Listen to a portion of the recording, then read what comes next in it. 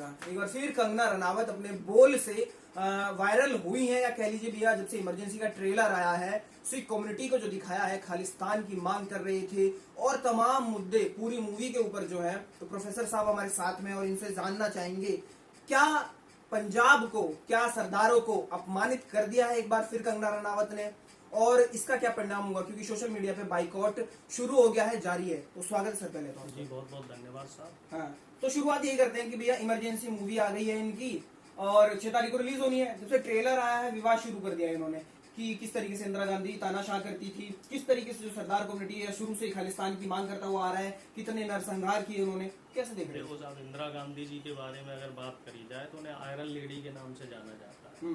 उन्होंने जो राष्ट्र हित में डिसीजन लिए हैं उतना आज तक और कोई प्रधानमंत्री नहीं कर पाया।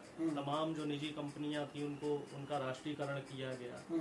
तमाम गरीबों के लिए, मजदूरों के लिए योजनाएं इंदिरा जी के टाइम पे लाई गई। और दूसरी बात, जिस तरीके से उनको कमजोर दिखाने की कोशिश की है, ट्रेलर से ऐसे लग रहा है कि इंदिरा गांधी को एक कमजोर प्रधानमंत्री के रूप में दिखाने की कमजोर था वो तो ऐनक वैनक लगा के कंगना की आपने चाल नहीं रहेगी ट्रेलर में। मतलब थोड़ा एक कैरेक्टर एसेसिनेशन करने की कोशिश कर रहे हैं, चारित्रिक हनन करने की कोशिश की जा रही है। और वाजपेयी जी को एक मजबूत लीडर के रूप में दिखाया जा रहा है, जबकि वाजपेयी जी उस समय कांग्रेस के कृपा पात्र थे।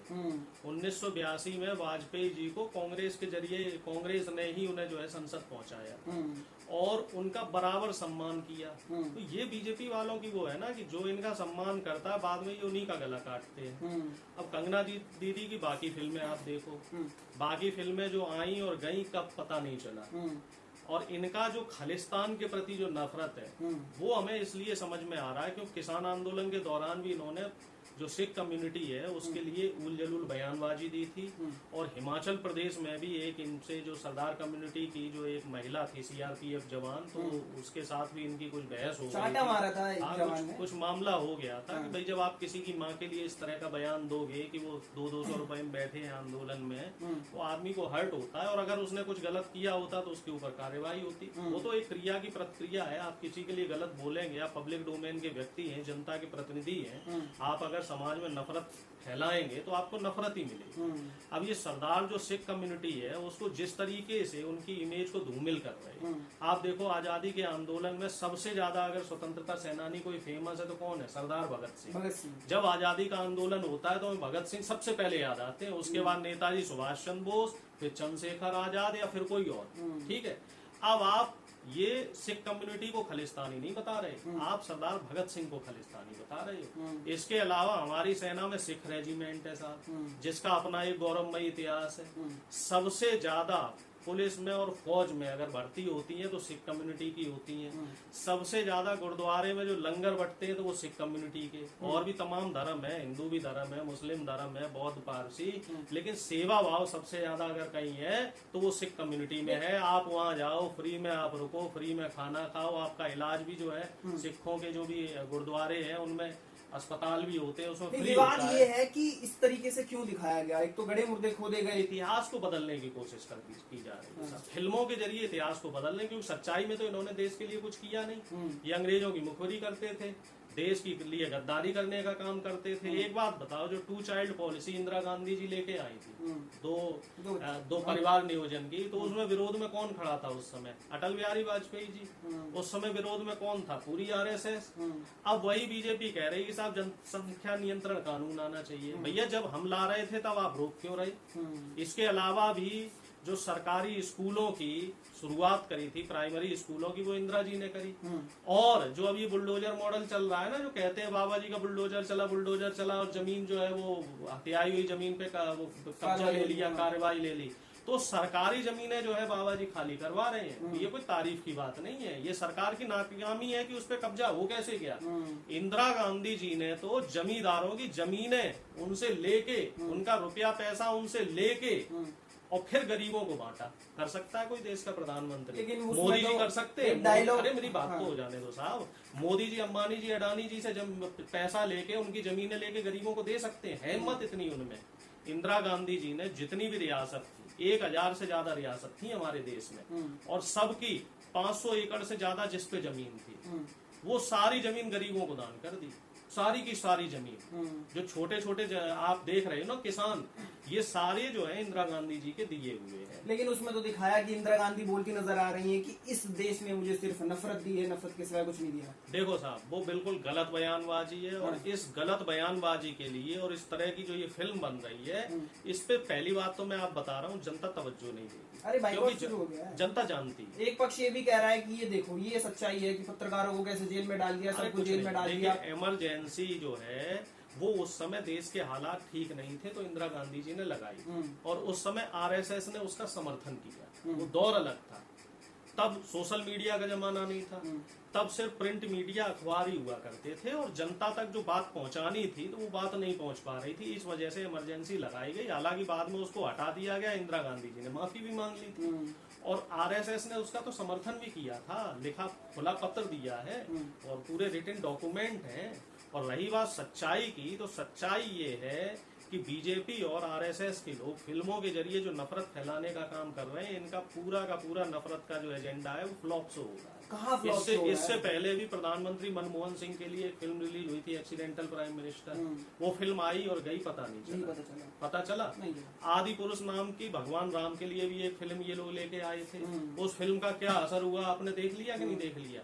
कंगना दीदी इससे पहले जयललिता जी के लिए भी एक फिल्म लेके आई थी। वो जयललिता जी वाली जो फिल्म है, वो फिल्म का भी नहीं पता चला। क्योंकि आप सच्चाई दिखाओगे तो फिल्म चलेगी, और आप फिल्म में तोड़ मरोड़ के किसी का चरित्र खनन करोगे, कोई गलत आदमी उसे सही बताओगे, सही आदमी को गलत बताओगे, तो फिल्म नहीं चलेगी। और कंगना दीदी से मैं कह रहा हूँ, भैया आप अच्छी एक्टर थी, अच्छी अभिनेत्री थी, अच्छा उसी फील्ड में रहना चाहिए था। आपने गलत गैंग ज्वाइन कर ली। आप जो ये नफरती गैंग में आ गई हो, इससे क्या है कि आपकी दुकानदारी भी ठप हो गई। और दूसरा, अब आप जनप्रतिनिधि भी हो, और जनप्रतिनिधि होने के बाद इस तरीके की जो आप बात कर रही हो, इस तरीके का जो आप समाज में मैसेज दे रही हो, तो इससे आप दोबारा जीतोगी नहीं।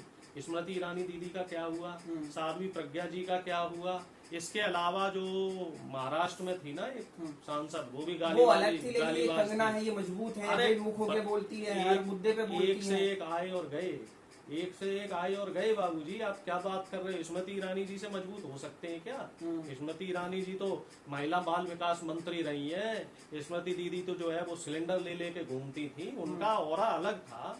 और उन्होंने देखिए शुरू में जब वो विपक्ष में थी, तो मैं इज्जत करता हूँ, उन्होंने जनता के लिए काम भी किया। विपक्ष का काम होता है सरकार से सवाल करना, तब वो स्मृति जी सवाल कर रही थी। लेकिन जब वो सत्ता पक्ष में आई, तब भी वो सवाल कर रही, अब वो विपक्ष से सवाल कर रही थी।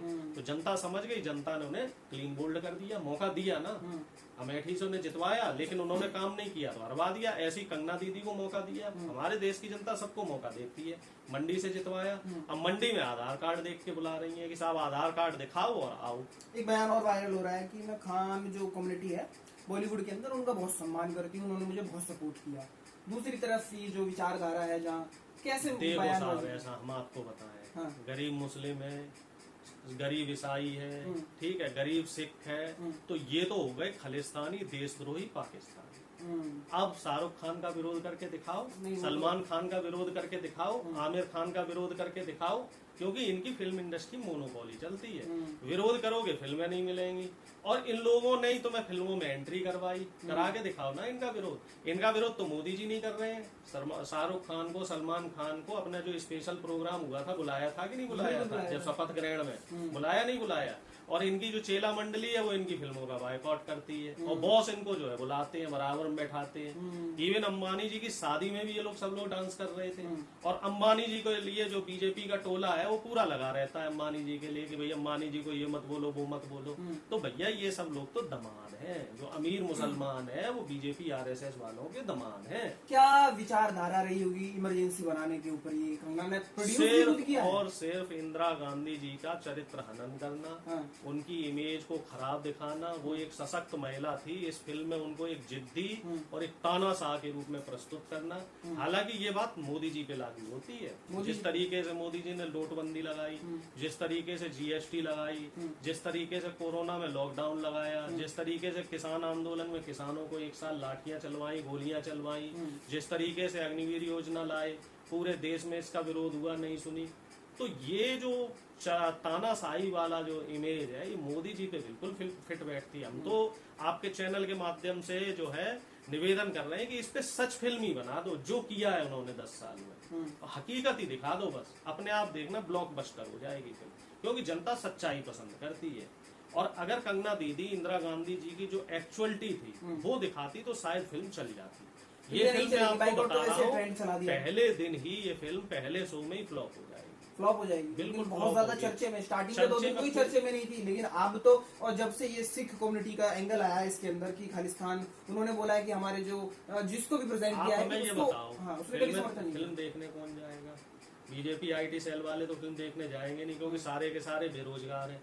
2-2 रुपए के ट्वीट करते हैं तब तो उनके घर की दाल रोटी का जुगाड़ बनता है। फिल्म देखने जाएगा कौन? सिख कम्युनिटी, मुस्लिम कम्युनिटी, और जो सो कॉल्ड हमारे जैसे आपके जैसे जो है सेकुलर हिंदू है। अब उसमें आप सेकुलर हिंदुओं को गाली दे रहे, मुसलमानों को गाली दे रहे, सिखों को गाली दे रहे हो, तो फिल्म कौन देखने जाएगा? आप बताओ ना। इसीलिए फिल्म फ्लॉप होगी भाई। जो फिल्म जगत है, ये फिल्म जगत कला प्रेमी है, और कला प्रेमी लोग जो है वो प्यार दिखाते हैं फिल्मों में, और आप नफरत दिखाओगे तो कैसे चलेगी? कंगना दीदी के माथे पे अभी जो है वो चश्मा चढ़ा हुआ है, क्योंकि लास्ट के 2 महीने से हम नोटिस कर रहे हैं, कभी वो राहुल गांधी से भिड़ती नजर आती है, नशेड़ी बताती नजर आती है, खुद नशा करने वाली है, वो दूसरे को नशेड़ी बता रही है। बताओ, खुद के अपने रंग देखे उन्होंने। और पहले क्या, आपकी बात भी देख लो, अभी वो एक पॉडकास्ट में बैठी हुई थी, देखी कैसे बैठी हुई थी? वो सोफे पे पसरी हुई थी, टांगे ऊपर थी, खुद नीचे लोटी पड़ी थी। इस तरीके से कहीं पॉडकास्ट पे कोई इंटरव्यू दिया जाता है?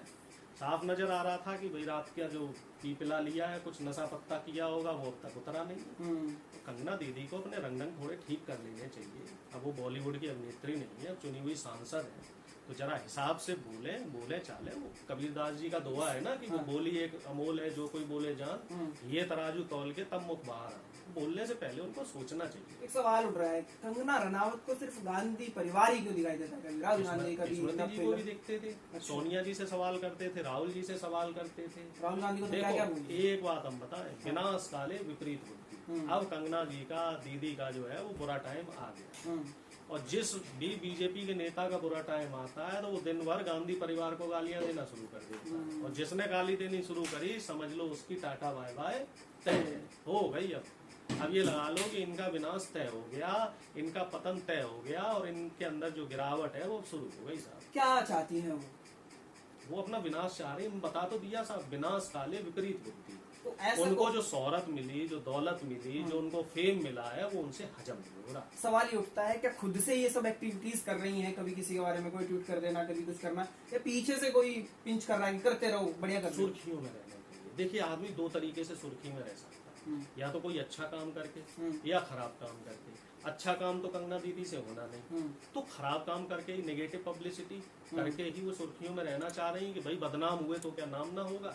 लेकिन उन्हें ये नहीं पता कि बदनामी एक लिमिट तक ही ठीक लगती है। एक लिमिट के बाद जब बदनामी हो जाए तो आदमी कैसे अर्श से फर्श पे आके गिरता है उसका पता नहीं चलता। स्मृति ईरानी जी का कोई नाम लेने वाला नहीं है बाबूजी। कोई पूछ हो उनकी कहीं संगठन में, पार्टी में, कहीं कोई वैल्यू बची है?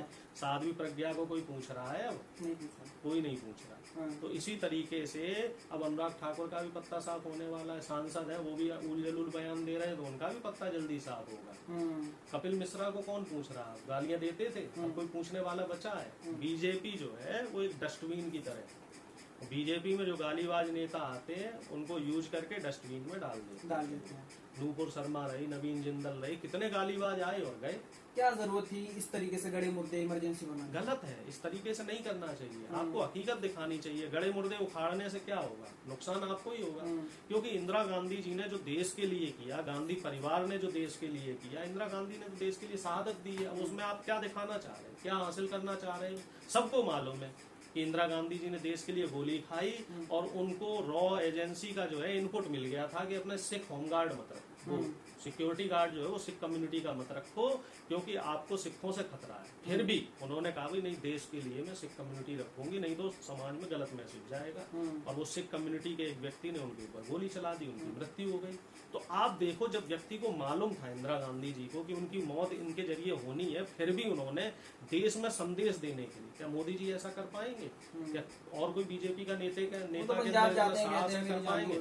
अरे अपने बीजेपी के 4 आदमी बुला लिए और उन्हीं से जान को खतरा बता दिया मोदी जी ने। जाना है तो मणिपुर जाके देखो ना, जो जल रहा है सालों साल से। लास्ट सवाल मेरा ये है ये जो सिख कम्युनिटी है जिसको एक तरीके से खालिस्तान से जोड़ करके तमाम चीजें बताई गई है, इसका पंजाब के लोग क्या सोचें, क्या समझें? देखो साहब, निगेटिव जा रहा है, नकारात्मक जा रहा है। और सिख जो कम्युनिटी है वो इस देश की आन बान शान है। और सिख कम्युनिटी ने देश के लिए जो किया है, जो सिख कम्युनिटी कब बनी थी, जब देश के बाहर से आक्रमणकारी आके आक्रमण करते थे और हिंदू और जाति के जो तमाम जो धर्म के लोग थे, उसकी तमाम जातियों से लोगों को चुना गया, जो बहादुर लोग थे हर जाति के, और उनको चुन के जो है एक कम्युनिटी बनाई गई और उनको सिख बोला गया। और इनका मेन जो कर्तव्य था वो देश की रक्षा करना था, बहन बेटियों की इज्जत आबरू की रक्षा करना, और बाहर से जो लुटेरे आते थे उनको मारना।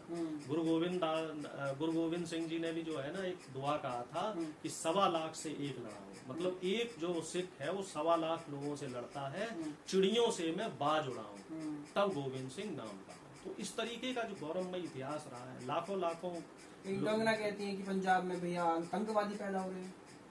उनके दिमाग में आतंकवाद है, दिमाग में उनके आतंकवाद है, और उनको किसी अच्छे डॉक्टर की जरूरत है। अपना इलाज कराएं, देश में नहीं हो रहा तो विदेश में जाके कहीं अच्छा इलाज कराएं, क्योंकि दिमाग में जो उनके गंदगी भरी हुई है उसकी वजह से ही उनको सब कुछ गंदा गंदा दिख रहा है।